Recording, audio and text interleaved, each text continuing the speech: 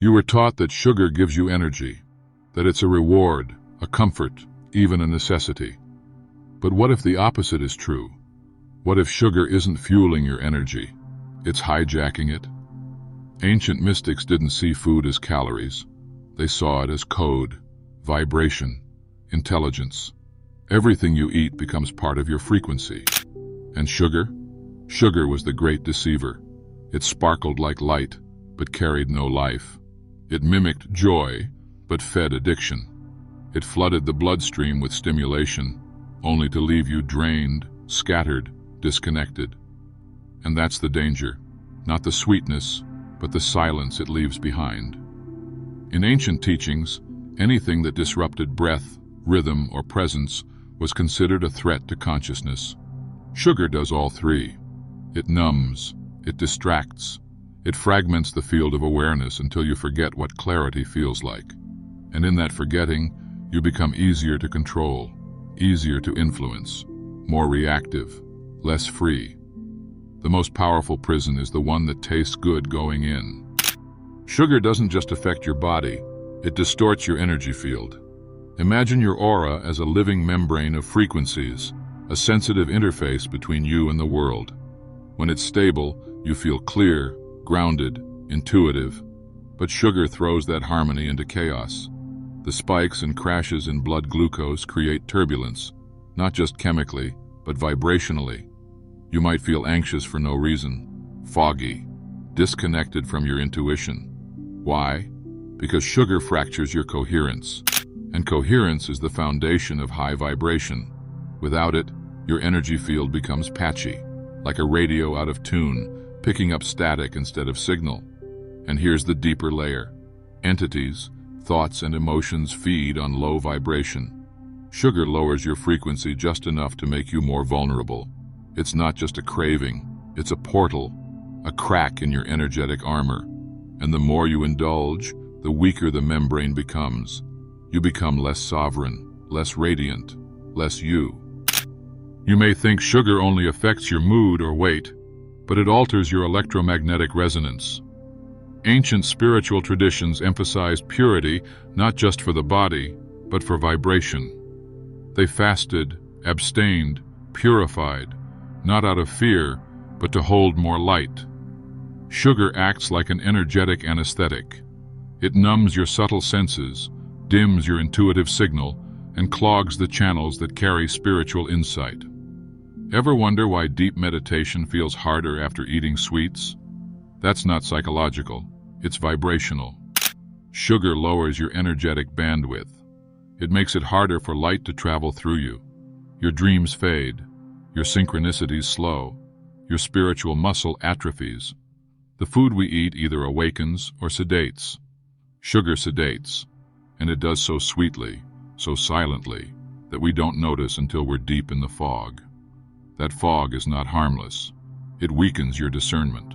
It makes you reactive instead of receptive. And in a world engineered for distraction, that's exactly where they want you. Fogged, dulled, manageable. If this truth stirred something in you, don't just scroll. Subscribe and hit the bell, because your energy deserves better. Your energy field isn't a metaphor. It's a measurable, sensitive matrix, constantly shaped by your thoughts, emotions, environment, and yes, what you consume. Sugar doesn't just enter your bloodstream, it enters your aura. It spikes, then crashes, not just your insulin, but your light. It creates chaos in the subtle layers of your being. Have you noticed how sugar cravings often come when you're emotionally drained? That's not coincidence. That's spiritual vulnerability. Sugar hijacks the system. It offers a quick hit of pleasure while quietly lowering your vibration. And the more you rely on it, the more your baseline frequency adapts to accommodate the crash. Over time, your body forgets what clarity feels like. Your spirit adjusts to the fog as normal. And in that numbness, disconnection grows. You start confusing reaction for intuition, craving for guidance, noise for signal. This is how spiritual dullness takes root, not through trauma or loss, but through tiny compromises, sweet ones, innocent ones, but cumulative and corrosive. until you mistake stimulation for awakening and feel busy instead of aligned. The truth is, sugar mimics light, but it is not light.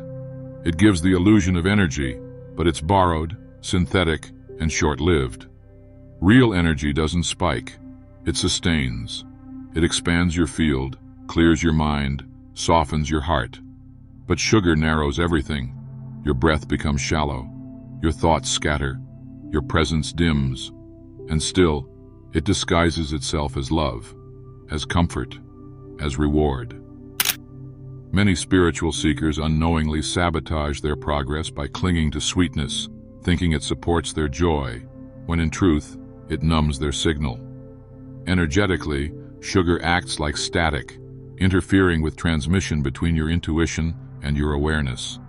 It wraps the aura in a haze that dulls perception. You don't feel worse, you feel distracted, and distraction is the enemy of awakening. The ancient mystics understood that food was frequency, that eating was a form of prayer or poison, that every bite either aligned you or altered you. When you stop seeing sugar as bad and begin to see it as disruptive, everything shifts. It's not about shame, it's about sovereignty, choosing clarity over comfort, signal over sedation, truth over taste. What sugar really hijacks is not just your body, but your choices. It dims the clarity through which you hear your soul. In the haze of sugar, decisions feel fuzzy, intuition is muffled, and your capacity to act in alignment shrinks. It's not about discipline, it's about vibration. Every craving isn't a failure of willpower. It's an energetic whisper from something unintegrated within you, calling for your attention. But sugar masks that call. It tricks the nervous system into temporary comfort, bypassing the opportunity for healing. That's why ancient spiritual paths included fasting, not just for the body, but for the soul to listen again. Sugar doesn't just spike blood sugar, it spikes illusion. It gives the illusion of connection, of presence, of joy. But underneath, there's a numbness, a gentle disconnection from the now. And if repeated daily, this pattern doesn't just affect the aura, it reshapes the nervous system. The vagus nerve, the breath cycle, the emotional responses, all become coded with this loop. Modern society has normalized this as reward, as treat, but energetically, it is a subtle suppression of power. When you stop chasing sweetness, something miraculous happens. You rediscover your own. Sugar isn't just in what you eat, it's in what you expect. It rewires your emotional patterns. You start to crave not just sweetness in taste, but in experience. Easy highs, fast comfort, no friction. But life, true life, is friction. It's raw. It stretches you. Growth is not sweet. Awakening doesn't taste like candy. That's why when you begin to clear sugar from your field, emotions resurface. Old griefs, unprocessed fears, buried memories. It's not that they're new, it's that sugar was keeping them under wraps. And when they rise, you have a choice. Reach for more numbness, or face the ache and transform. This is why energetic healing isn't just about crystals or mantras. It's about letting discomfort breathe, holding space for what arises. Because on the other side of that discomfort is power. Not the power to control, but the power to be present, fully, fiercely, without needing a veil of sweetness. In this space you return to your natural rhythm, and from there, everything begins to change. When sugar leaves the body, it doesn't go quietly. It takes with it the illusions it helped build, of comfort, of control, of constant stimulation. You begin to notice silence again, stillness, the subtler signals of your energy field. You taste food differently, feel emotions more fully. Time expands, and in that space, you start to see. Most of what you called normal was a numbing. Sugar wasn't just in your diet, it was in your choices, your distractions, your escapes. And as you cleanse it out, not just from your blood, but from your habits and your awareness, something ancient awakens, a deeper rhythm, a clarity that doesn't spike and crash. You no longer chase the high. You hold the steady fire. And in that steadiness, your vibration stabilizes. Your aura strengthens. You become magnetic, not because you're sweet, but because you're real. This is not a detox. It's a return, not a rejection of pleasure, but the rediscovery of true nourishment, the kind that feeds not just your body, but your being. If sugar can lower your vibration, what else are you consuming without questioning?